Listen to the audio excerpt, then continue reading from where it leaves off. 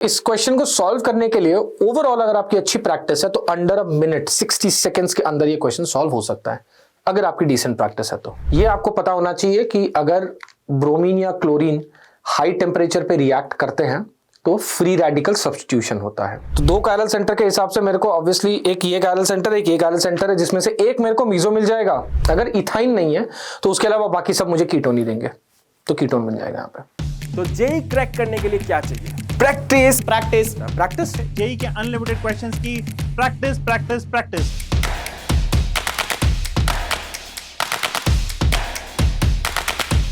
चलिए सबसे पहले हम लोग चैप्टर वेटेज के बारे में बात करते हैं। So we'll be starting with the trend analysis. तो आज मैं पूरा का पूरा जो पेपर है वो आपके साथ डिस्कस करूंगा। आप चैट में मेरे साथ बने रहिए और जो भी आपका क्वेरी है I'll be taking that query as well. बहुत ही इंपॉर्टेंट चैप्टर है जेई के पॉइंट ऑफ व्यू से। अगर आपको और ज्यादा क्वेश्चन सॉल्व करने हैं तो डिस्क्रिप्शन बॉक्स में एक लिंक दिया हुआ है, ओपन द लिंक।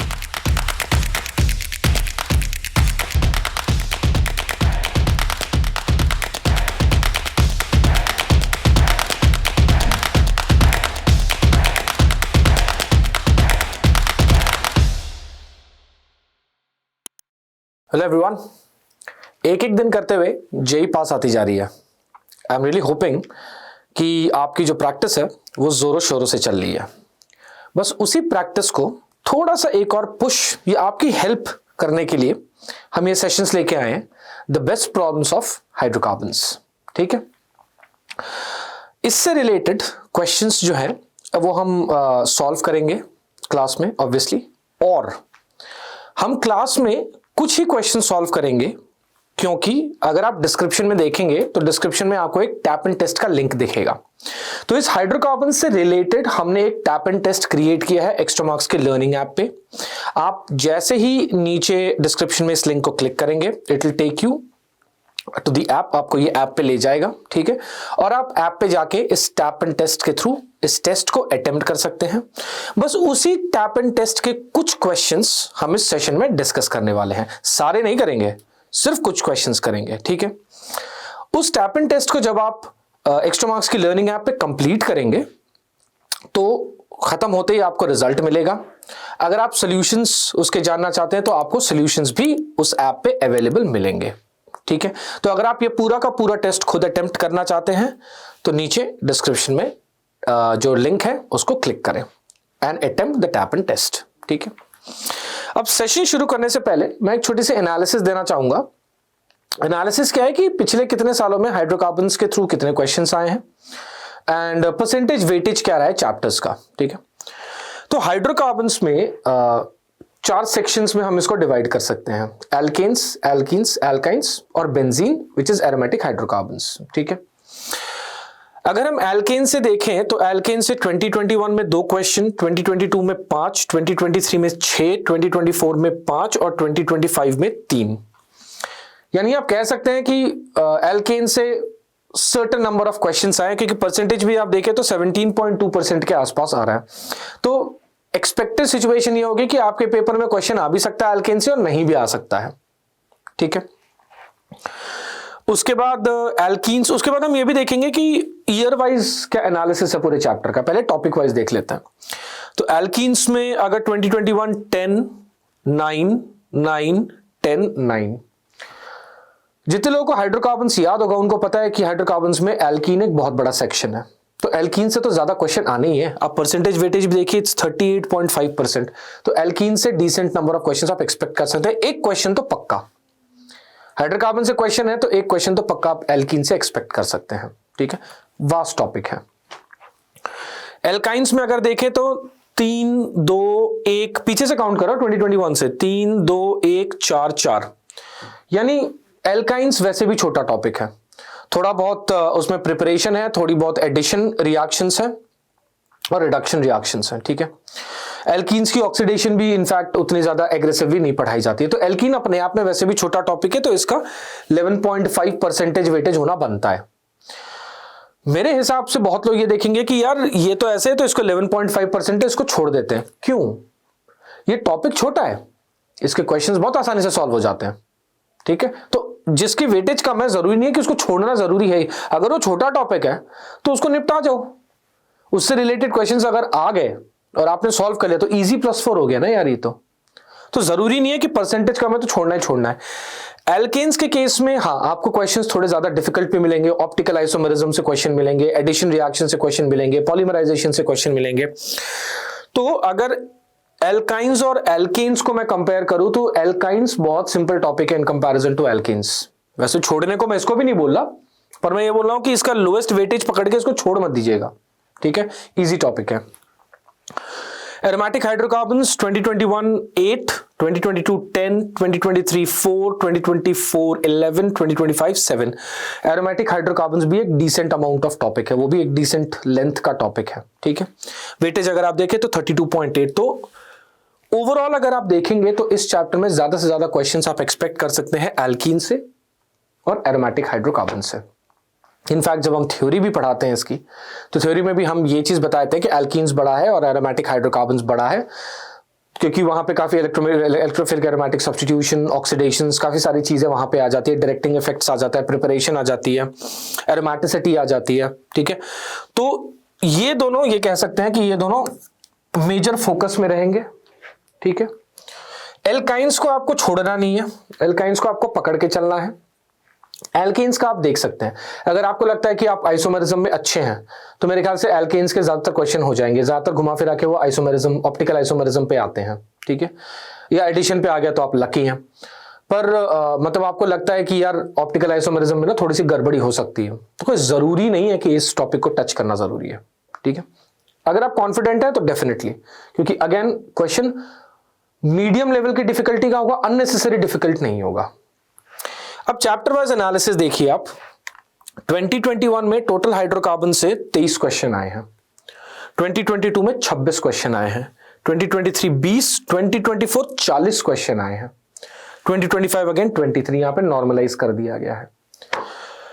तो अगर चैप्टर वाइज एनालिसिस की मैं बात करूं तो आप ये एक्सपेक्ट कर सकते हैं कि हाइड्रोकार्बन से 1 से 2 क्वेश्चन आपके पेपर में जरूर होंगे, किसी भी टाइप के हो सकते हैं, न्यूमेरिक हो सकता है, सिंगल चॉइस हो सकता है, किसी भी रिएक्शन मैकेनिज्म हो सकता है, मोल कॉन्सेप्ट से रिलेटेड हो सकता है, किसी भी टाइप का हो सकता है, ठीक है।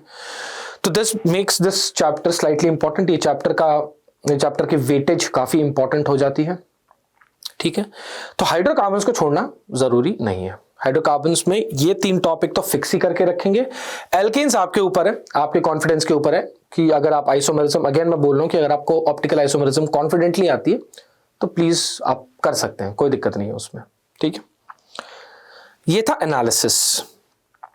अब देखते हैं कि हाइड्रोकार्बन से कैसे क्वेश्चन आए हैं, ठीक है। तो पहले क्वेश्चन की तरफ जाते हैं, एल्केन्स। पहला क्वेश्चन है, which of the following compound will not be obtained as a product in the above reaction. हो क्या रहा है देखते हैं।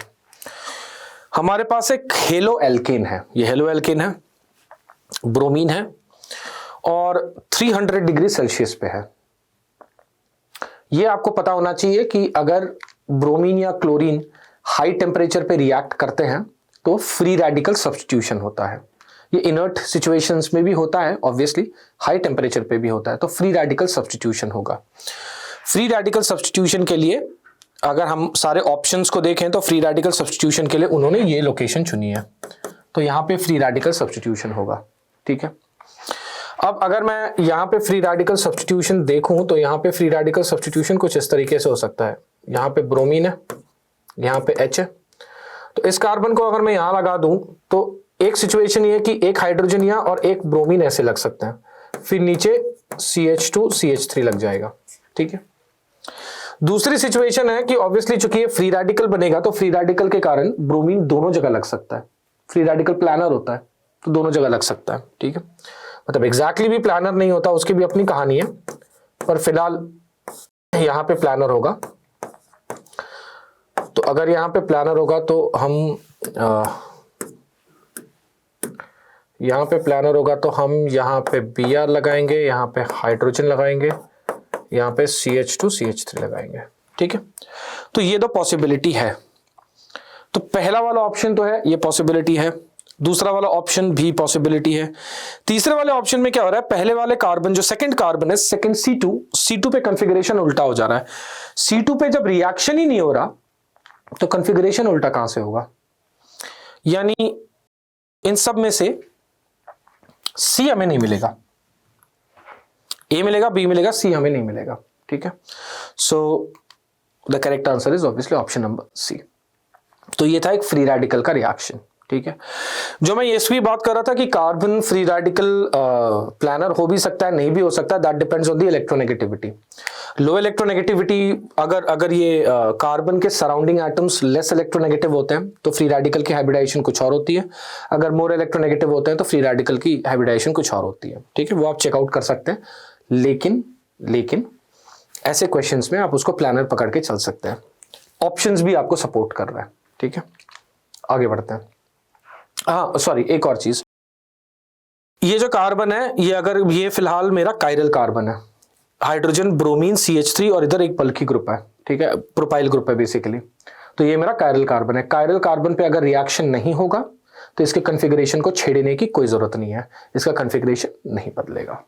कायरल कार्बन पे रिएक्शन जब तक नहीं होगा तब तक नहीं बदलेगा, कायरल कार्बन पे रिएक्शन होगा तो कॉन्फ़िगरेशन बदलेगी, सीधी बात है, ठीक है। अगले क्वेश्चन की तरफ जाते हैं। Maximum number of isomeric monochloro derivatives which can be obtained from 2,2,5,5 tetramethyl hexane by chlorination is।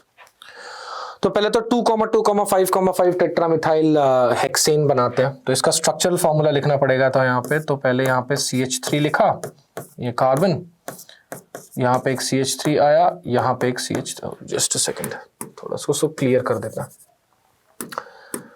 क्योंकि इसमें पॉसिबिलिटी हो सकती है कि ऑप्टिकल आइसोमेरिज्म घुस जाए, तो इसीलिए बेटर है कि थोड़ा क्लियर बना लिया जाए। तो यहाँ पे CH2 होगा, यहाँ पे CH2 होगा, यहाँ पे C, यहाँ पे ऊपर CH3, यहाँ पे ऊपर CH3 और ये CH3। आई थिंक 1 2 3 4 5 6, हाँ 2,2,5,5 टेट्रामिथाइल हेक्सेन बन गया। अगर आप ये मॉलिक्यूल देखें, अगर इस मॉलिक्यूल को मैं यहां से बाइसेक्ट करता हूं, ठीक है, अगर इस मॉलिक्यूल को मैं यहां से बाइसेक्ट करता हूं तो आप देखेंगे ये मॉलिक्यूल सिमेट्रिकल है। इस साइड भी कुछ नियोपेंटेन टाइप हिसाब किताब है, इस साइड भी कुछ नियोपेंटेन टाइप हिसाब किताब है। तो मैं किसी एक सेक्शन को भी देखूंगा तो भी चलेगा। तो ये लोकेशन हो गई, ये लोकेशन हो गई, ये लोकेशन हो गई, ये तीनों लोकेशन आइडेंटिकल लोकेशन है। उसी तरीके से ये लोकेशन हो गई, ये लोकेशन हो गई, ये लोकेशन हो गई, तीनों लोकेशन आइडेंटिकल है। Point number 1। पॉइंट नंबर 2, मुझे मोनोक्लोरिनेशन दे रखा है। तो मोनोक्लोरिनेशन का मतलब अगर मैं इन तीनों किसी भी लोकेशन पे क्लोरीन लगाता हूं तो बात बराबर होगी, कोई डिफरेंस नहीं होगा। तो चाहे इस पे लगाओ, चाहे इस पे लगाओ, चाहे इस पे लगाओ। सिमिलरली इसके केस में भी अगर मैं मोनोक्लोरिनेशन करनी है तो यहां नहीं लगाऊंगा तो यहां लगाऊंगा, तो यहां भी लगाऊंगा तो चाहे यहां लगाऊं, चाहे यहां लगाऊं, चाहे यहां लगाऊं, सिचुएशन आइडेंटिकल है। तो आइडेंटिकल लोकेशंस पे कोई खास डिफरेंस नहीं आता है। तो हमारे पास एक तरह से देखा जाए तो ये 6 आइडेंटिकल लोकेशंस है।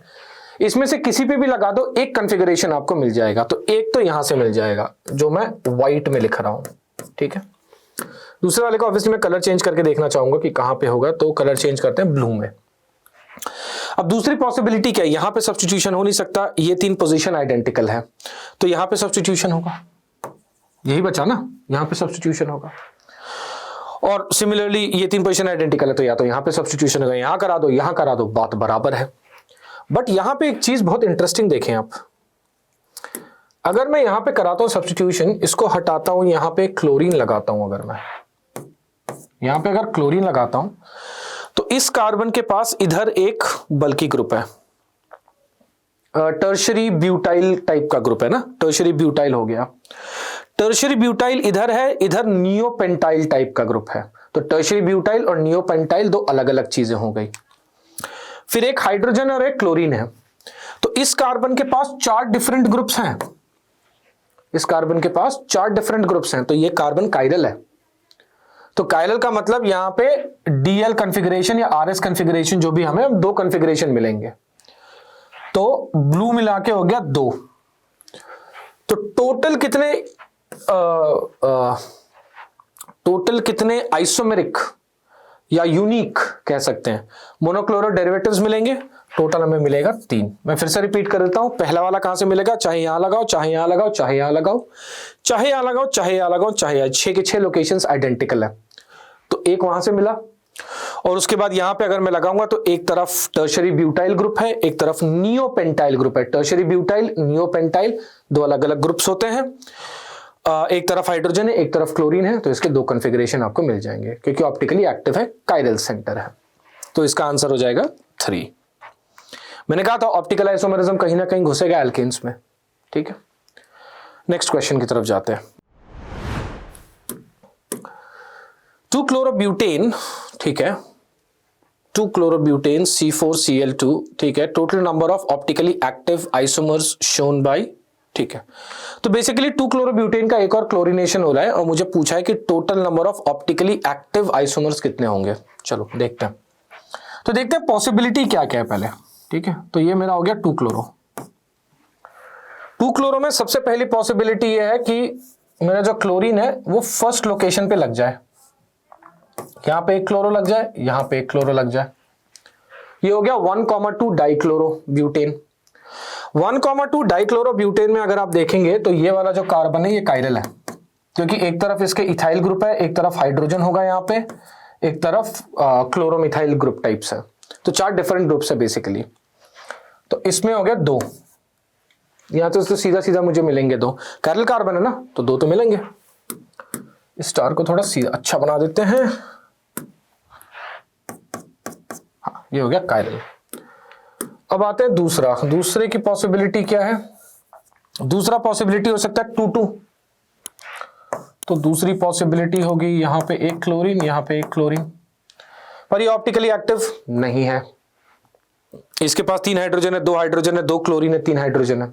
ये ऑप्टिकली एक्टिव नहीं है, तो इससे मुझे कुछ नहीं मिलेगा। अब इससे मुझे कुछ नहीं मिलेगा तो उसके बाद मुझे मिल सकता है ये 2-3। 2-3 में अगर देखा जाए तो 2-3 में मेरे पास 2 कायरल सेंटर है।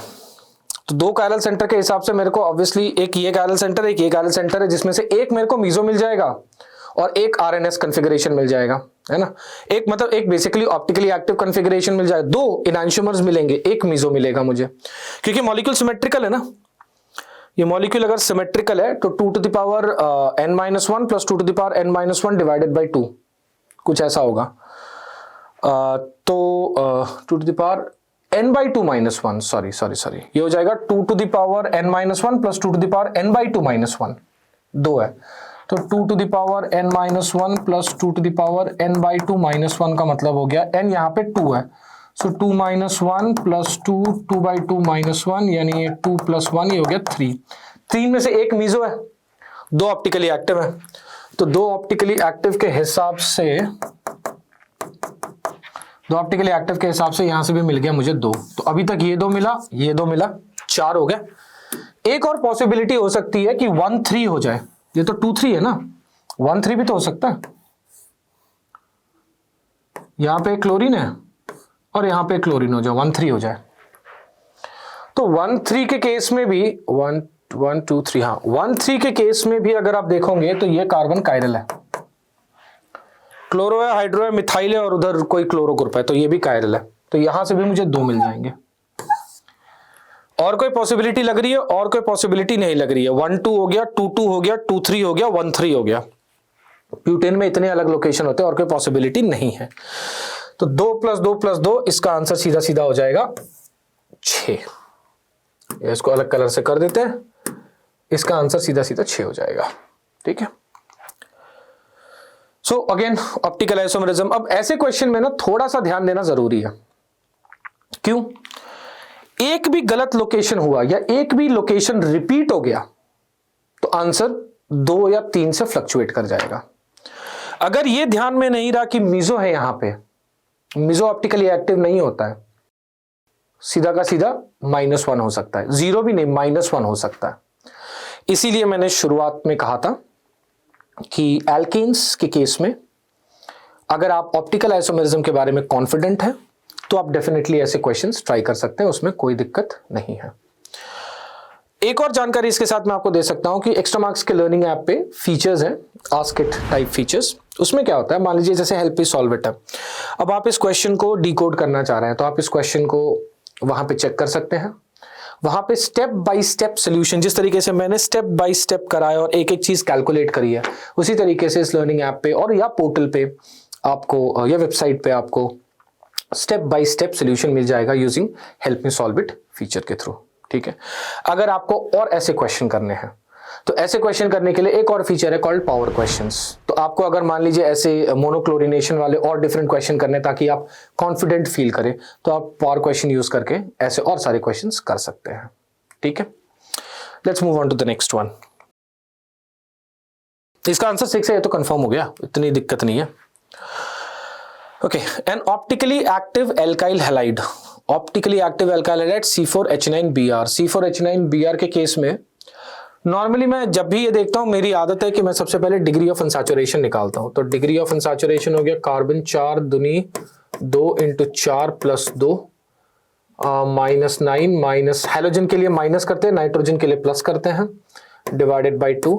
सो डिग्री ऑफ अनसैचुरेशन है 4 to 8 और 2 10, ये भी 10, डिग्री ऑफ अनसैचुरेशन 0। तो कंपाउंड सैचुरेटेड है। ठीक है, और ऑप्टिकली एक्टिव है, तो कंपाउंड सैचुरेटेड है और ऑप्टिकली एक्टिव है, मतलब यही हो सकता है, और कोई पॉसिबिलिटी बची ही नहीं। ये ऑप्टिकली एक्टिव है ना, इधर इधर 4 डिफरेंट ग्रुप्स हैं, तो ऑप्टिकली एक्टिव है। तो मेरे को मेरा ए मिल गया, which reacts with hot KOH dissolved in ethanol and forms alkene B. अब इसको बी में अगर इसको अल्कोहलिक KOH के थ्रू रिएक्ट करेंगे, ऑब्वियसली मेजर प्रोडक्ट मुझे बनाना है, मेजर प्रोडक्ट। ठीक है, तो मेजर प्रोडक्ट हो जाएगा सेडजेफ प्रोडक्ट, सेडजेफ प्रोडक्ट हो जाएगा ट्रांस, याद रखिएगा, सेडजेफ प्रोडक्ट हो जाएगा ट्रांस, सिस नहीं होगा। ठीक है, उसके बाद ठीक है, after this major product which reacts with bromine to give dibromide. ठीक है, हम ब्रोमीन भी यहां पे कर देते हैं। अभी हमें ऑप्टिकल आइसोमेरिज्म पे जा नहीं रहा क्योंकि क्वेश्चन पूछा नहीं है। क्वेश्चन पूछा होता तो मतलब ट्रांस के केस में एंटी एडिशन में मिजो आ जाता है। Cis anti addition gives you racemic mixture, trans anti addition gives you meso. इसको शॉर्टकट में कार और टैम भी लिखते हैं, car. Cis anti addition racemic, trans anti addition meso. और सिन एडिशन में बिल्कुल कुछ और हो जाता है, सिन एडिशन में बिल्कुल उल्टा हो जाएगा, cis syn addition meso, trans syn addition racemic, CSM और TSR। तो ये बिल्कुल उल्टा हो जाता है। ठीक है, ये एंटी के लिए और ये सिन के लिए। चलो वापस आते हैं यहां पे। तो कहां तक कर लिया हमने, डाइब्रोमाइड बना दिया, डाइब्रोमाइड तक हमने कर दिया। Next is the compound C is converted into a gas D upon heating with alcoholic NaNH2 during hydration। Okay, alcoholic NaNH2 के साथ इसको रिएक्ट कर रहे हैं। मैं नेक्स्ट पेज में जाता हूं। तो हमारे पास एक डाइब्रोमाइड था, ठीक है, इसको इन्होंने रिएक्ट किया अल्कोहलिक NaNH2।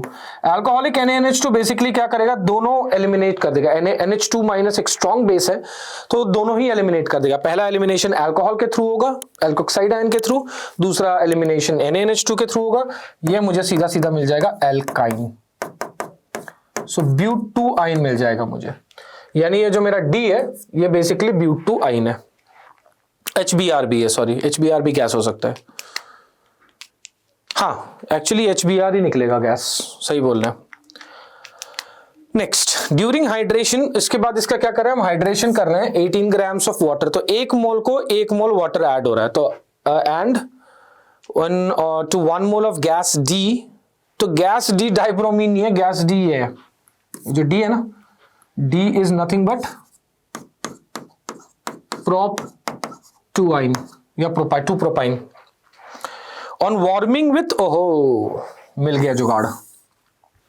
देखिए हो क्या रहा है, during hydration 18 grams of water is added to 1 mole of the reactant, ठीक है, D whatever, on warming with mercury sulphate and dilute acid. ये तो बहुत फेमस रिएक्शन है, HgSO4 in the presence of H2SO4 in the presence of water will first give you hydration, that is OH double bond CH single bond CH3, which upon in an acidic medium tautomerism हो जाएगा इसका। tautomerism हो जाने के बाद ये मुझे मिल जाएगा C double bond O CH2 CH3। काफी आसान क्वेश्चन, आई थिंक मुझे यही पूछा है, E मुझे पूछा है IUPAC नेम ऑफ E, ये तो ब्यूट-2 है सीधा सीधा, तो इसमें तो ज्यादा मेहनत करने की जरूरत ही नहीं है। ब्यूटोन हो गया। तो इस क्वेश्चन को पकड़ने का दो लॉजिक था। मैं बताता हूं, इस क्वेश्चन को मैंने जितनी इलैबोरेटली सॉल्व किया उतनी करने की जरूरत नहीं है। यहां पहुंचिए, यहां के बाद सीधा यहां पहुंचिए। फर्स्ट स्टेप से सेकंड स्टेप सीधा ये होना चाहिए, सेकंड स्टेप से थर्ड स्टेप सीधा ये होना चाहिए। इतना आपको समझ में आ जाना चाहिए कि अल्कोहलिक NaNH2 एल्काइन दे देगा, एल्काइन का मर्क्यूरी कैटालाइज्ड हाइड्रेशन हो रहा है। मर्क्यूरी कैटालाइज्ड हाइड्रेशन अगर टर्मिनल, अगर इथाइन नहीं है, सॉरी, अगर इथाइन नहीं है तो उसके अलावा बाकी सब मुझे कीटोन ही देंगे, तो कीटोन बन जाएगा यहां पे। ठीक है, तो क्रैक इसको आसानी से किया जा सकता था, by the way.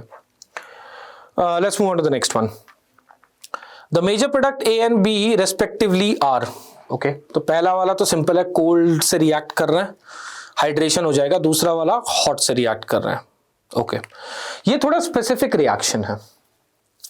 Specific reaction का मतलब ये है कि पहले वाले में केस में क्या होगा, अगर मैं A की बात करता हूं तो A के केस में क्या होगा, या अगर मैं कोल्ड की बात करता हूं तो कोल्ड के केस में जो हम नॉर्मल एसिडिक हाइड्रेशन करते हैं वो हो जाएगा। यहां पे एक प्रोटॉन एक्सेप्ट होगा, कार्बोकेटायन बनेगा,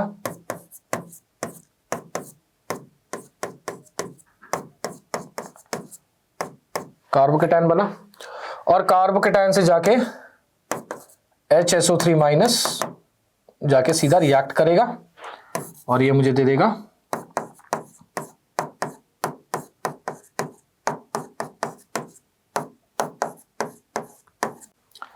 SO3H। अच्छा, एक्चुअली इसको थोड़ा सा ठीक से लिख देता हूं मैं, ये लिखूंगा तो लोग समझेंगे इसके साथ अटैच हुआ SO3H आ जाएगा ये। ठीक है, तो पहला वाला तो SO3H है। एक बार चेक कर लेते हैं SO3H किस किस में है, ताकि ज्यादा दिमाग ना लगाना पड़े। पहले वाले में SO3H है, तीसरे वाले में SO3H है।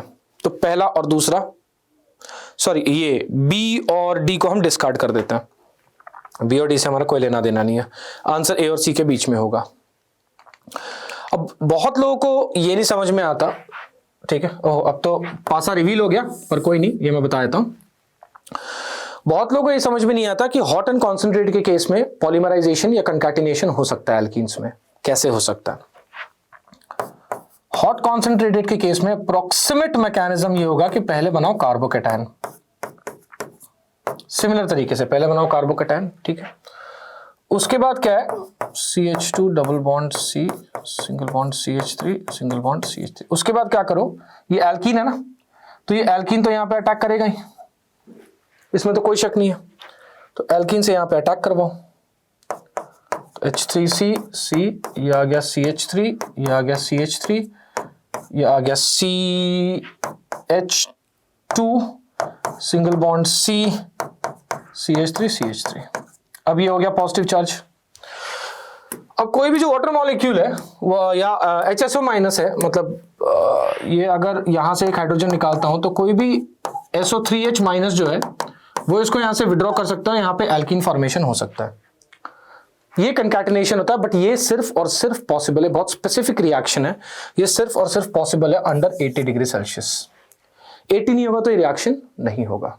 ठीक है, तो दूसरे वाले में कंकैटिनेटेड प्रोडक्ट बनाएंगे, ऑप्शन चेक करते हैं। कंकैटिनेटेड प्रोडक्ट बनेगा, लेकिन ध्यान रखना है डबल बॉन्ड यहाँ पे बनेगा, बिकॉज ये डबल बॉन्ड यहां से एब्स्ट्रैक्ट हुआ, तो इस पॉजिटिव चार्ज को फुलफिल करना जरूरी है या स्टेबलाइज करना जरूरी है। तो CH3 carbon double bond CH, हाँ, most appropriate answer option number C हो जाएगा। कि यहां से आप एल्कीन बनाओगे तो ये बनेगा ना, एक तरफ 3 CH3 है, ठीक है, तो एक तरफ 3 CH3 है, उससे लगा हुआ एक कार्बन है CH, उससे लगा हुआ एक कार्बन है CH, एक डबल बॉन्ड यहां पे उसके साथ CH3, डबल बॉन्ड यहां पे उसके साथ CH3, मोस्ट अप्रोप्रिएट। ये इसको मैं डिफिकल्ट कैटेगरी में मानूंगा क्वेश्चन। पहला वाला आइडेंटिफाई करना आसान है, पर इसमें और इसमें कंफ्यूज होके -1 आना बहुत ईजी है इस क्वेश्चन में। तो ये रिएक्शन, ये उन रिएक्शंस में से हैं जिसको आप स्पेसिफिकली स्टार मार्क करके रखेंगे कि high temperature acidic medium alkenes can concatenate, dimerize हो सकते हैं। ठीक है, let's go to the next one.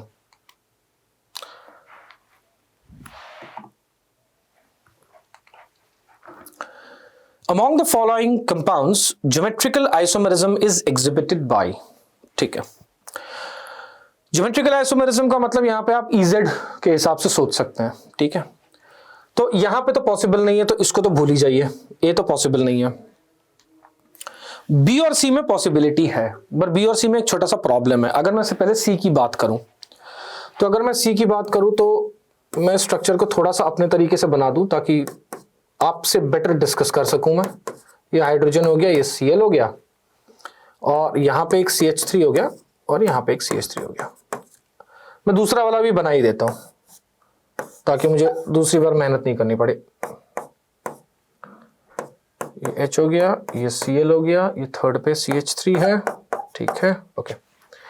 अब पहले वाले में अगर आप देखेंगे तो मैं अगर EZ की प्रायोरिटी पकड़ता हूं तो यहां पे ये प्रायोरिटी 1 हो जाएगी। पर अगर मैं इस साइड किसी भी जाऊं, दोनों साइड प्रायोरिटी सेम है, तो एक तरह से आप देखेंगे तो this half of the molecule is exactly symmetrical with same groups, CH3 CH3 CH3 CH3 CH3 CH3। सो ये पॉसिबिलिटी नहीं है। अगर मैं यहां पे करता हूं तो इसको 1 दे दूंगा, तो 1 2 3 ये वाला 1 हो जाएगा इस साइड।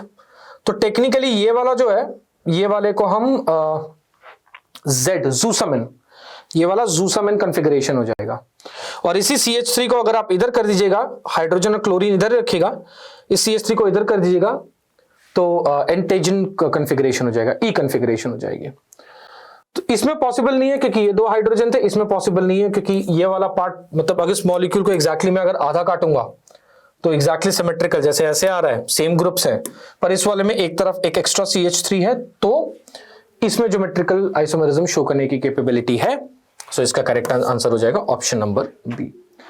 इसको तो आप नॉर्मली भी याद रख सकते हैं, मतलब इतना ज्यादा सोचने की इसमें जरूरत नहीं है कि अगर कॉन्फ़िगरेशन के हिसाब से आप याद रख सकते हैं बहुत आराम से, ठीक है।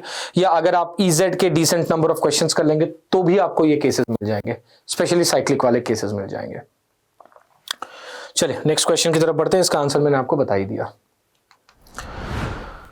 Aman has been asked to synthesize the molecule. Okay, Aman has been asked to synthesize the molecule, though I have not been. He thought of preparing the molecule using an aldol condensation reaction. Okay, aldol condensation reaction करना है। He found a few cyclic alkenes in his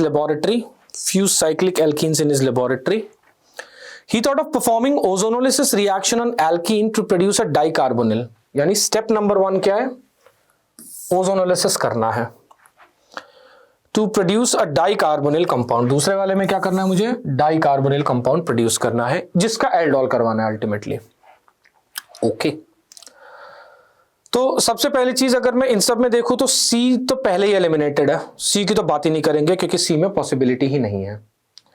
अगर इसका मैं ozonolysis करता हूं तो ये ketone बन जाएगा और ये कार्बन डाइऑक्साइड पार्ट बन जाएगा, या अगर एल्डिहाइड बन जाएगा तो भी ये पॉसिबिलिटी नहीं है क्योंकि ये जो रिएक्टेंट, ये जो प्रोडक्ट फॉर्म हो रहा है ये इंट्रामोलिक्यूलर एल्डोल से फॉर्म हो रहा है। ये इंट्रामोलिक्यूलर एल्डोल, और ये इंट्रामोलिक्यूलर एल्डोल सेकेंड वाला कभी दे नहीं सकता। सेकेंड वाला कभी इंट्रामोलिक्यूलर एल्डोल दे नहीं सकता। तो कैसे शुरू करेंगे? शुरू करते हैं इसके रिवर्स इंजीनियरिंग से थ्रू, ठीक है। इसको पहले क्या करते हैं, इसको तोड़ते हैं। सॉरी, तोड़ने से पहले इसका हाइड्रोक्सिल ग्रुप बनाते हैं। तो इसका अगर हाइड्रोक्सिल ग्रुप बनाएंगे, एल्कीन हटाइए, यहां पे एक OH लगाइए और यहां पे एक C डबल बॉन्ड हो CH3 करिए, और ये भी ध्यान रखना है कि मेरे पास 7 कार्बन है, ठीक है। अब ये कैसे हुआ होगा? जब यहां पे जो कार्बन है, इस कार्बन पे किसी ने अटैक किया होगा, ये वाला जो कार्बन है इस कार्बन पे किसी ने अटैक किया होगा, तो इसको ओपन अप कर देते हैं, नंबरिंग कर देते हैं, कार्बन नंबर 1 2 3 4 5, ठीक है। तो पहले तो 5 कार्बन बना लो, 1 2 3 4 5 कार्बन बनाया। पहले वाले कार्बन पे क्या है? पहले वाले कार्बन पे अल्कोहल है, तो पहले वाले कार्बन पे अल्कोहल ना होके पहले वाले कार्बन पे मेरा हो जाएगा CHO, तो यहां पे हो जाएगा डबल बॉन्ड O। 1 2 3 4 5 अभी भी मेरा है, ठीक है। इधर वाले कार्बन ने अटैक किया होगा तो 1 2 3 4 5 वाले कार्बन ने फर्स्ट पे अटैक किया होगा, ये 5 है ना, तो 5 वाले ने अगर फर्स्ट पे अटैक किया होगा तो 5 वाले से जुड़े ये होगा, तो ये ऐसे आ जाएगा डबल बॉन्ड हो CH3, क्योंकि क्या हुआ होगा 1 2 3 4 5 6 7 टोटल नंबर ऑफ कार्बन आते हैं, वो भी करना जरूरी है। तो ये कहीं कार्बन आयन बना होगा और इस कार्बन आयन ने यहां पे अटैक किया होगा। नॉर्मली इंट्रामोलिकुलर एल्डोल में एक तरफ कीटो होता है एक तरफ एल्डो होता है, तो कीटो की तरफ से रिएक्शन हो रही होती है, तो ये रिएक्शन यहाँ पे हो रही होगी, ठीक है। रिवर्स इंजीनियरिंग इतने की होगी। अब मुझे ये एल्कीन में कन्वर्ट करना है, यानी मुझे फिर इसको जोड़ना पड़ेगा, तो फिर इसको जोड़ो। इसको जोड़ने के लिए मुझे इन दोनों डबल बॉन्ड्स वाले कार्बन को जोड़ना पड़ेगा। इन दोनों डबल बॉन्ड्स वाले कार्बन को जोड़ो, तो 1 2 3 4 5 6 6 मेंबर्ड रिंग बनाओ। सबसे पहले 6 मेंबर्ड रिंग बनाओ, ठीक है। कार्बन की एक बार फिर से नंबरिंग कर देते हैं, 1 2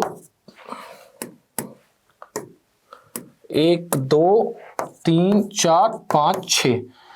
तो 1 और 6 के बीच में जो होगा वो डबल बॉन्ड होगा, तो 1 और 6 के बीच में हम डबल बॉन्ड बना देते हैं, और 6 पे CH3 होगा तो यहाँ पे CH3 कर देते हैं। तो हमारा रिएक्टेंट मॉलिक्यूल हो गया ये, इसका ओजोनोलिसिस देगा ये, इसके और जो इसका एल्डोल होगा उसका एल्डोल बन जाएगा ये, उसका एक्चुअली एल्डोल बन जाएगा ये आफ्टर हीट।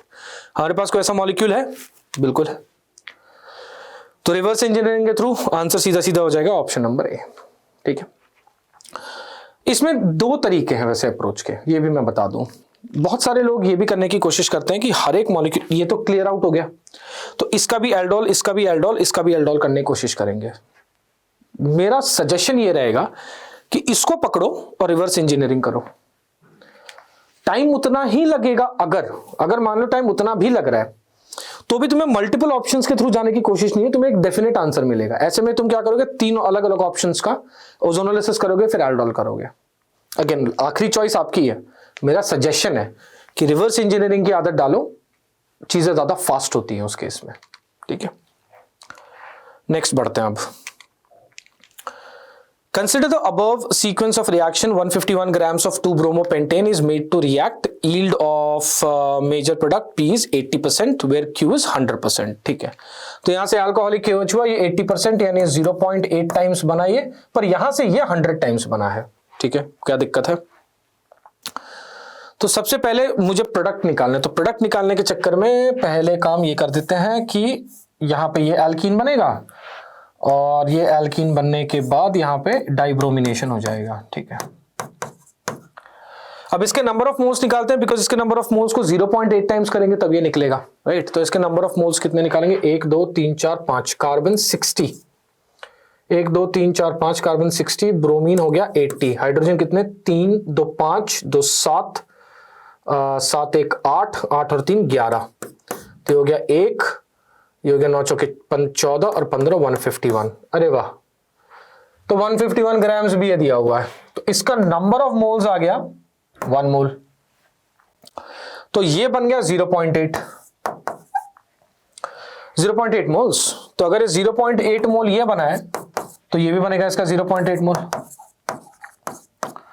तो इसका 0.8 मोल का पहले इसका मास कितना होगा, इसका मास अगर हम कैलकुलेट करें दूसरे वाले का, तो अगेन 5 कार्बन तो 60 ही होगा, 2 ब्रोमीन 160 और हाइड्रोजन हो गया 3 2 5 1 6 1 7 और 3 10, सो 0 6 6 12 13 230 इंटू 8 8 0 8 8 3 24 2 8 2 16 17 18, तो 184 के आसपास आ जाना चाहिए इसका।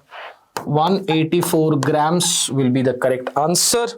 आंसर एक बार चेक कर लेते हैं, 184 ग्राम्स। मैंने कहा था हाइड्रोकार्बन से स्टोइकियोमेट्रिक एनालिसिस वाले क्वेश्चंस भी आ सकते हैं, और जहां तक यस आप देखें 2025 ये PYQ है, तो उन्होंने हाइड्रोकार्बन और मोल कॉन्सेप्ट को क्लब किया है। ऐसे भी क्वेश्चन आते हैं, इससे थोड़े लंबे भी आ सकते हैं, ठीक है। दैट इज इसलिए मैं कहता हूं कि हाइड्रोकार्बन्स पहली बात तो इंपॉर्टेंट टॉपिक है काफी ज्यादा, एंड हाइड्रोकार्बन्स के एक डिसेंट नंबर ऑफ क्वेश्चंस आपको प्रैक्टिस करने चाहिए। क्यों? वैरायटी देखिए आपको वैरायटी भी तो कोई केटर करनी है, ठीक है। वैसे एक्स्ट्रा मार्क्स लर्निंग ऐप पे सारी चीजें केटर हो सकती हैं, ये बता दूं मैं। Let's go for the next one. Consider the following reactions: A, ozonolysis; B and C. ए का ओजोनोलिसिस हो रहा है, बी और सी दे रहा है, ठीक है। 1 2 3 4 5 6 1 2 3 4 5 6 7 7 1 2 3 4 5 6 7 1 2 6 तो 6 आई, 1 2 3 4 5 नहीं 7 हो, 1 2 3 4 5 6 7, ठीक है। मैं सोच रहा था 7 नंबर ऑफ कार्बन से कुछ तो एलिमिनेट हो जाए, पर कुछ खास फायदा नहीं हुआ, ठीक है, कोई दिक्कत नहीं है। तो मुझे बी और सी मिले, बी वाला जो है वो आइडोफॉर्म दे रहा है और टॉलेंस भी दे रहा है, तो ये है आइडोफॉर्म टेस्ट, तो आइडोफॉर्म टेस्ट भी कंफर्म कर रहा है और ये टॉलेंस टेस्ट भी कंफर्म कर रहा है। दूसरा वाला आइडोफॉर्म टेस्ट नहीं दे रहा, आइडोफॉर्म टेस्ट नहीं दे रहा, लेकिन लिथियम एल्यूमिनियम हाइड्राइड के साथ रिएक्ट कर रहा है, एनहाइड्रस ZnCl2 के साथ रिएक्ट कर रहा है, gives turbidity with in 5 minutes. With in 5 minutes normally 2 degree alcohol turbidity देते हैं, तो ये 2 डिग्री अल्कोहल होना चाहिए, ठीक है। अब ट्रेस करते हैं कहां से क्या क्या होगा। अगर मैं पहला वाला देखूं तो पहले वाले में एक सेक्शन, अगर इसको यहां से ओजोनोलिसिस करता हूं तो ये आइडोफॉर्म दे देगा, क्योंकि ये प्रोपानोन बनेगा, ये आइडोफॉर्म दे देगा, ठीक है, पर ये सिल्वर मिरर टेस्ट नहीं देगा। ये आइडोफॉर्म तो दे देगा पर ये सिल्वर मिरर टेस्ट नहीं देगा, तो ए वाला ऑप्शन गया, ए वाले के बारे में बात ही नहीं कर सकता। बी के केस में करते हैं, बी के केस में ये दोनों के दोनों एल्डिहाइड बनेंगे, तो दोनों के दोनों आइडोफॉर्म देंगे, तो बी और सी दोनों के दोनों आइडोफॉर्म देना चाहिए। नहीं नहीं ए नहीं नहीं नहीं नहीं, दिस इज इंटरेस्टिंग। अगर हम इसको बी मानते हैं तो बी हमें आइडोफॉर्म दे देगा, टर्मिनल CH3 है, सी हमें आइडोफॉर्म नहीं देगा, करेक्ट, कोई दिक्कत नहीं है। लेकिन सी हमें 2 डिग्री अल्कोहल भी नहीं देगा, क्योंकि एल्डिहाइड जब रिड्यूस करता है तो एल्डिहाइड नॉर्मली रिड्यूस करके 1 डिग्री अल्कोहल देता है, क्योंकि एल्डिहाइड टर्मिनल है। एल्डिहाइड जो है, अगर मान लो यहाँ पे CH है, एल्डिहाइड टर्मिनल है, तो ये अगर रिड्यूस करेगा तो CH2OH ये 1 डिग्री अल्कोहल देगा, ठीक है। तो ये एक प्रॉब्लम है, तो ये भी नहीं हो सकता ऑब्वियसली, ये तो दूसरे वाले क्राइटेरिया से ही चला गया। ये वाला देखते हैं, अगर मैं इसको यहां से ब्रेक करता हूं तो ये हो गया बी, ये हो गया सी, तो बी जो है, बी भी मेरे को आइडोफॉर्म देगा और सी भी मेरे को आइडोफॉर्म देगा, क्योंकि ये 1 2 3 4 5 ये पेंट 2 ओन हो जाएगा, पेंट 2 ओन। सी का अगर मैं लिखूं तो पेंट 2 ओन कुछ ऐसा होगा, और पेंट 2 ओन में एक टर्मिनल CH3 है, तो डेफिनेटली आइडोफॉर्म दे देगा, तो ये भी नहीं हो सकता। तो हमारे पास ऑब्वियसली ऑप्शन बचा डी, डी को भी चेक कर ही लेते हैं। यहां से काटा, ये हो गया बी, ये हो गया सी। बी वाला जो हो गया वो हो गया मिथेनॉल, इसको इरेज कर देते हैं। बी वाला जो हो गया वो हो गया ethanol, sorry ethanol, ethanol iodoform देगा, यस। एक मिनट, इथेनॉल I2+ NaOH देगा, यस, और ये टॉलेंस भी देगा, सिल्वर भी प्रेसिपिटेट करेगा, यस। दूसरा वाला जो गया 1 2 3 4 5 वो पेंट 3 ओन हो गया, पेंट 3 ओन आइडोफॉर्म तो नहीं देगा, I2+ NaOH नहीं देगा, बट अगर आप इसको Li लिथियम एल्यूमिनियम हाइड्राइड के साथ रिएक्ट करेंगे तो ये आपको, थोड़ा सा उल्टा कर दिया मैंने इसको, ये आपको OH दे देगा, और OH 5 मिनट, ये 2 डिग्री अल्कोहल है, 2 डिग्री अल्कोहल 5 मिनट बाद लुकास रिएजेंट, ये लुकास ही है, ये आपको टर्बिडिटी दे देगा। So yes, the correct answer should be option number B. एक बार ऑब्वियसली लास्ट में वेरीफाई भी करेंगे, obviously option D is the correct answer, sorry B नहीं, D is the correct answer, ठीक है। नाउ मैंने ना थोड़ा ही एलाबोरेटली कर लिया, ऑब्वियसली मुझे आपको पढ़ाना भी था कि ये कैसे हो रहा है, पर इसको शॉर्टकट करने का बहुत आसान तरीका है। मतलब ए बी तो ऐसे एलिमिनेट हो जाएंगे और सी बहुत सिंपली एलिमिनेट हो जाएगा, क्योंकि यहाँ पे टर्मिनल CH3 है। तो इसके आंसर, इस क्वेश्चन को सॉल्व करने के लिए ओवरऑल अगर आपकी अच्छी प्रैक्टिस है तो अंडर अ मिनट 60 सेकेंड्स के अंदर ये क्वेश्चन सॉल्व हो सकता है, अगर आपकी डिसेंट प्रैक्टिस है तो, ठीक है। मैंने थोड़ा ज्यादा टाइम ले लिया, let's go for the next one. The major product are in the following sequence of reaction is, ठीक है। तो पहले लिथियम अमाइड के साथ रिएक्ट कर रहा है, फिर एल्काइल हैलाइड के साथ रिएक्ट कर रहा है, ठीक है। सीक्वेंस ऑफ रिएक्शंस है, तो सीक्वेंस ऑफ रिएक्शंस देख लेते हैं एक बार।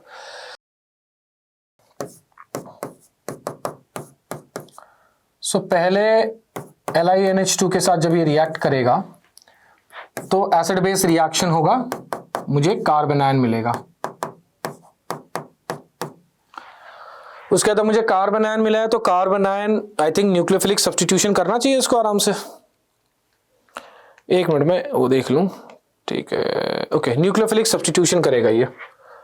तो दूसरे वाले केस में अगर मैं उसके साथ करूं, हेलाइड के साथ कर दे रहा हूं मैं सीधा, RX के साथ कर देना, RX का न्यूक्लियोफिलिक सब्स्टिट्यूशन करेगा तो यहाँ पे H3C CH CH3 whole twice CH और यहाँ पे आ गया C ट्रिपल बॉन्ड CH। सही है। उसके बाद HgNaSO4, तो पहला वाला तो ऑब्वियसली मर्क्यूरी हाइड्रोलिसिस है, तो हाइड्रोलिसिस के बाद ये सीधा सीधा कीटोन बन जाएगा, तो HgSO4 के साथ बनेगा ये H3C CH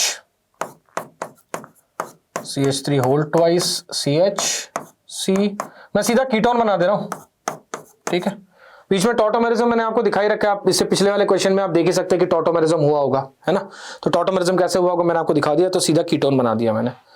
कीटोन के बाद NaBH4 इसका रिडक्शन कर रहा है, तो हो रिडक्शन भी हो रहा है, काफी लंबे चौड़े रिएक्शंस हो रहे हैं।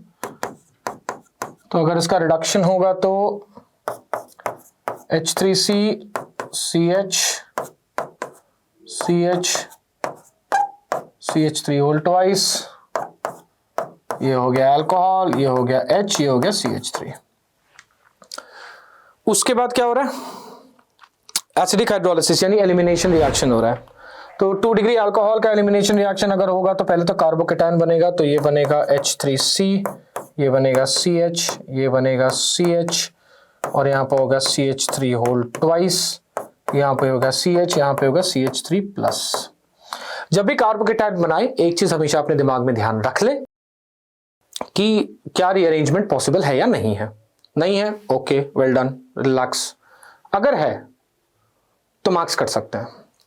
तो पहले इसका अल्फा हाइड्रोजन चेक कर लेते हैं, ये 3 और ये 1 है, 4 अल्फा हाइड्रोजन है। इधर शिफ्ट करूंगा तो कोई फायदा नहीं है, इधर अगर शिफ्ट करूंगा तो क्या होता है, तो इधर 3 मिल जाएगा इसको, 4 यहां पे मिल जाएगा, 2 यहां पे मिल जाएगा, 6 मिल जाएंगे। यहां पे हाइड्राइड शिफ्ट होगा, यहां पे H शिफ्ट होगा। इसीलिए मैं हमेशा जब भी कार्बोकेटायन बनाता हूं ये चीज मैं हमेशा चेक कर लेता हूं कि कहीं पे भी रीअरेंजमेंट की पॉसिबिलिटी है या नहीं है। तो यहां पे पॉजिटिव चार्ज अगर आया, यहां पे CH2 आया, यहां पे CH3। अब आप देख सकते हैं यहां पे 3, 2, 5 और एक 6 अल्फा हाइड्रोजन है ऑब्वियसली। अब बात यह है कि डबल बॉन्ड कहां बनाए। अगर मैं डबल बॉन्ड यहां पे बनाता हूं तो डबल बॉन्ड यहां पे बनाने के कारण 3, 6 और एक 7, और अगर मैं डबल बॉन्ड यहां पे बनाता हूं, यहां पे तो बनाऊंगा ही नहीं, यहां पे अगर बनाता हूं तो 6 हो गए, 3 9 हो गए और 9 2 11 हो गया। तो ऑब्वियसली एल्कीन मैं यहां पे बनाऊंगा, तो ये H3C, ये C डबल बॉन्ड, इसको मैं इधर कर दे रहा हूं, ठीक है, ताकि CH3 होल ट्वाइस और ये इधर आ गया CH2 CH3। तो अभी इसके पास 3 2 5 और 6 11 अल्फा हाइड्रोजन्स हैं, 11 alpha hydrogens which makes it the most stable alkene. तो ये आंसर मेरा ये है। देखते हैं ऑप्शन में से कौन सा आंसर है। तो एक तरफ CH3 होना चाहिए, एक तरफ CH2 CH3 होना चाहिए, ये डबल बॉन्ड इधर होना चाहिए। नहीं, ये तो गलत है, इसके पास तो 5 बॉन्ड हो गए। मुझे लगा था पहले ये सही है, इसके पास 5 बॉन्ड हो गए, गलत है, यहां नहीं बन सकता, यहां नहीं बन सकता, ऑलरेडी डिसाइड कर चुके हैं। The correct answer is option number C। ज्यादा कुछ नहीं किया, सीक्वेंस ऑफ रिएक्शन फॉलो करे हैं, ठीक है। मैंने कहा था एल्काइंस के रिएक्शन बहुत ज्यादा कॉम्प्लिकेटेड लंबे हो सकते हैं, बिकॉज मल्टीपल रिएक्शन दिए हुए हैं, कॉम्प्लिकेटेड नहीं हो सकते। तो आंसर C है। Let's move on to the next one. Statement question. मैंने कहा था ना वैरायटी, हाइड्रोकार्बन से हर वैरायटी आती है। 1 mole of propine reacts with excess of sodium to liberate half a mole of hydrogen gas. 1 mole of propine reacts with sodium, ठीक है, हो सकता, हाँ बिल्कुल है, इसमें मैं कोई शक नहीं है कि अगर ये सोडियम के साथ रिएक्ट करेगा तो CH3 C triple bond CNA, ये हो गया माइनस, ये हो गया प्लस, और हाफ मोल ऑफ हाइड्रोजन मिलेगा, पहला सही है। 4 grams of propine reacts with NaNH2 to liberate ammonia, ठीक है, which occupies 224 ml। वो भी देख लेते हैं। तो प्रोपाइन हो गया CH3C ट्रिपल बॉन्ड CH, इसका NH2 माइनस के साथ रिएक्शन करेंगे, 1:1 रिएक्शन है सीधा सीधा, तो यहाँ पे NH3 आ जाएगा, 1:1 है तो इसका एक मोल कितना होगा, कार्बन 3 24, 1 2 3 24, हाइड्रोजन 3 1 4 28, 28 का मतलब 4/28 मोल्स, 9 = 4/28, 7 4 = 28, 1/7 हुआ, तो इसके भी 1/7 मोल्स आ जाएगा, 1/7 इंटू 22400, तो 1/7 इंटू 22400 कुछ भी वैल्यू हो 224 ml तो नहीं है, मुझे कैलकुलेट करने की जरूरत नहीं है, ऑब्वियसली 7 3 = 21, 7 2 = 14 हो गया, 7 3 = 21 हो गया, 7 2 = 14 हो गया, तो पर कुछ भी हो मैं क्यों टाइम वेस्ट करूं इसमें, 224 ml तो डेफिनेटली नहीं है, पहला स्टेटमेंट सही है, दूसरा स्टेटमेंट गलत है, यानी इसका आंसर ए हो जाना चाहिए, पहला स्टेटमेंट सही है, दूसरा स्टेटमेंट गलत है। तो अब तक न्यूमेरिक टाइप देख लिया, इंटीजर टाइप देख लिया, मोल कॉन्सेप्ट से रिलेटेड देख लिया, रिएक्शन से रिलेटेड देख लिया, आगे देखते हैं next question. An unsaturated hydrocarbon X on ozonolysis gives A. Compound A when warmed with ammonical silver nitrate forms a bright silver mirror. ठीक है, टॉलरेंस टेस्ट दे रहा है basically, the size of the test tube the unsaturated hydrocarbon is, मुझे नहीं लगता इसके लिए मुझे रिएक्शन लिखने की जरूरत है। पहले वाले केस में यहां से कटेगा, दोनों के दोनों कीटोन बन जाएंगे, कीटोन देगा ही नहीं टेस्ट। दूसरे वाले केस में भी यहां से बाइफर्केशन होगा, यहां से बाइफर्केशन होगा, दोनों के दोनों कीटोन बन जाएंगे, कीटोन अगेन टॉलरेंस टेस्ट नहीं देगा। ये ammoniacal silver nitrate test nothing but Tollens test है, टॉलरेंस टेस्ट, तो ये टॉलरेंस टेस्ट नहीं देगा। डी वाले केस में डाइकीटोन बन जाता है, एल्कीन के केस में क्या हो जाता है, यहाँ पे एक डबल बॉन्ड आ जाता है, यहाँ पे एक डबल बॉन्ड आ जाता है, तो ये डाइकीटोन होगा, डाइकीटोन भी आपको एमोनिकल सिल्वर टेस्ट नहीं देगा। इसके केस में एक पॉसिबिलिटी है, और पॉसिबिलिटी इस तरीके से, अगेन बहुत एक्यूरेट पॉसिबिलिटी नहीं है पर पॉसिबिलिटी है। अगर मैं ऑक्सीडेटिव ओजोनोलिसिस करता हूं तो ऑक्सीडेटिव ओजोनोलिसिस में ये यहां से कटेगा, एक मुझे मिलेगा HCOH और दूसरा मुझे मिलेगा HOOC CH2 CH3। Formic acid tolerance test देता है, फॉर्मिक एसिड टॉलरेंस टेस्ट देता है, एक ये हो गया। मान लीजिए ऑक्सीडेटिव ओजोनोलिसिस मुझे नहीं पता है, मैं रिडक्टिव ही करता हूं, तो रिडक्टिव के बाद ये मुझे मिल जाएगा HOC C double bond O CH2 CH3। ये जो है ये एल्डिहाइड ग्रुप है, ये एल्डिहाइड ग्रुप अभी भी एमोनिकल सिल्वर टेस्ट दे सकता है, टॉलरेंस टेस्ट दे सकता है। तो बहुत एक्यूरेटली तो नहीं, क्योंकि इस क्वेश्चन में थोड़ी सी गड़बड़ी है कि इसको ऑक्सीडेटिव या रिडक्टिव कुछ तो क्लैरिफाई करना चाहिए था, बट मोस्ट अप्रोप्रिएट आंसर अगर इससे चूज करूं मैं तो मोस्ट अप्रोप्रिएट आंसर इससे ऑप्शन नंबर सी हो जाएगा, बिना रिएक्शन लिखे, बिना रिएक्शन लिखे, ठीक है। सो इसका correct answer obviously most appropriate answer C होगा। अगला वाला देखते हैं, अब आ गया aromatic hydrocarbons. Consider the following reaction, which of the following are possible, which of the following are possible.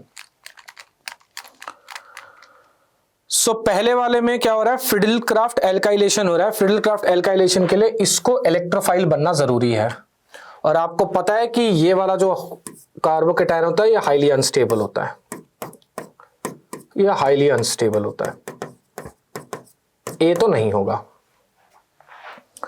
B सही है। बी अगर मैं एक्सेस क्लोरीन लेता हूं तो फ्री रेडिकल सब्स्टिट्यूशन के थ्रू हेक्सा क्लोरोबेंजीन बन सकता है, तो बी सही है। यह तो काफी नोन रिएक्शन भी है, काफी फेमस रिएक्शन है। सी में भी वही प्रॉब्लम लग रही है जो ए में लग रही है, क्योंकि सी में भी ये CH2 डबल बॉन्ड CH, ये कार्बोकेटायन नहीं बनेगा, तो सी भी नहीं होगा। डी के केस में ये हाईली फेवरेबल है, डी के केस में ये हाईली फेवरेबल इसलिए है क्योंकि ये कार्बोकेटायन बनेगा और ये कार्बोकेटायन रेजोनेंस स्टेबलाइज्ड है, तो इसमें तो कार्बोकेटायन बनना इसमें तो कार्बोकेटायन बनना हाईली फेवरेबल होगा। सो बी और डी हो सकते हैं, ए और सी नहीं हो सकते, आंसर ऑब्वियसली इसका ए हो जाएगा। चेक करते हैं, आंसर इसका ए है, ठीक है। Let's move on to the next question. On nitration of M-xylene, पहले तो M-xylene बना ले, ये हो गया एमजाइलिन, ये हो गया CH3 इधर, ये हो गया CH3 इधर, ये हो गया एमजाइलिन विथ HNO3। एंजाइलिन HNO3 के साथ अगर रिएक्ट करेंगे तो पैरा सब्स्टिट्यूशन देगा। पैरा सब्स्टिट्यूशन, मैं स्टेटमेंट बाद में पढ़ता हूं, पहले रिएक्शन निपटा देता है। ये हुआ, ये हुआ, एक के पैरा एक के ortho. Followed by oxidation give 4 nitro 1,3 di carboxylic acid. अच्छा, ऑक्सीडेशन भी करेगा, ठीक है, तो ऑक्सीडेशन भी करेगा। अगर यहाँ पे ऑक्सीडेशन भी होगा तो यहाँ पे COH और यहाँ पे COH, तो 4 nitrobenzene 1,3 di carboxylic acid is obtained as the major product. 100% correct, पहला स्टेटमेंट बिल्कुल सही है। CH3 group is ortho para directing while NO2 group is meta directing, ये भी स्टेटमेंट सही है। सो इसके तो पहला भी स्टेटमेंट सही है, दूसरा भी स्टेटमेंट सही है। सिंपल आंसर C हो जाएगा इसका, ठीक है। Non nitration of metaxylene with HNO3 H2SO4 followed by oxidation, ठीक है, ठीक है। मुझे फॉलोड बाय ऑक्सीडेशन का थोड़ा सा डर था, मैंने इसलिए रीचेक कर लिया इसको। अगले क्वेश्चन की तरफ जाते हैं। Identify the product formed from A and E। Okay, लंबा चौड़ा रिएक्शन है, देखते हैं। तो पहले ब्रोमिनेशन करेंगे तो मैं A के नीचे A, B के नीचे B बनाने की कोशिश करता हूं ताकि दोबारा ना लिखना पड़े। यहाँ पे Me, यहाँ पे Br, यहाँ पे NO2। फिर उसके बाद हो गया नाइट्रेशन। नाइट्रेशन में क्या करेंगे, यहाँ पे हो गया Me, यहाँ पे हो गया Br और यहाँ पे हो गया NH2। फिर डायजोटाइजेशन हुआ। डायजोटाइजेशन के बाद क्या करेंगे, डायजोटाइजेशन के बाद यहाँ पे हो गया Me, यहाँ पे हो गया Br, यहाँ पे हो गया N2 प्लस। फिर उसके बाद H3PO4 रिडक्शन करेगा। H3PO4 रिडक्शन करेगा तो H3PO4, अच्छा मैं इसके नीचे लिख देता हूँ, शायद दिक्कत हो रही है। A, ये हो गया B, ये हो गया C, ये हो गया D। D में ये Me हो जाएगा और ये Br हो जाएगा। उसके बाद इसका ऑक्सीडेशन करेंगे तो इसका ऑक्सीडेशन अगर करेंगे तो सिर्फ मिथाइल वाला जो ग्रुप है ऑक्सीडाइज हो जाएगा, तो ये ऑर्थोब्रोमो या 2 ब्रोमो बेंजीन कार्बोक्सिलिक एसिड बन जाएगा। ये हो जाएगा E, ये बनेगा 2 bromo benzene carboxylic acid. Question क्या पूछा है, क्वेश्चन में A पूछा है, A तो ये है और E ये है। करेक्ट आंसर ऑप्शन इसका A ही हो जाएगा। सिंपल क्वेश्चन, ठीक है। सो गाइस, इस सेशन में इतना ही था। अगर आपको ये वीडियो अच्छी लगी हो तो प्लीज इस वीडियो को लाइक करें, चैनल को सब्सक्राइब करें। एंड मैं फिर से याद दिला दूं, अगर ये सारे के सारे क्वेश्चंस आप खुद अटेम्प्ट करना चाहते हैं तो नीचे डिस्क्रिप्शन में एक टैप एंड टेस्ट का लिंक है, आप इस टैप एंड टेस्ट के लिंक को क्लिक करें एंड इस टेस्ट को एक्स्ट्रा मार्क्स के लर्निंग ऐप या पोर्टल पे अटेम्प्ट करें। Okay, thank you very much and best of luck.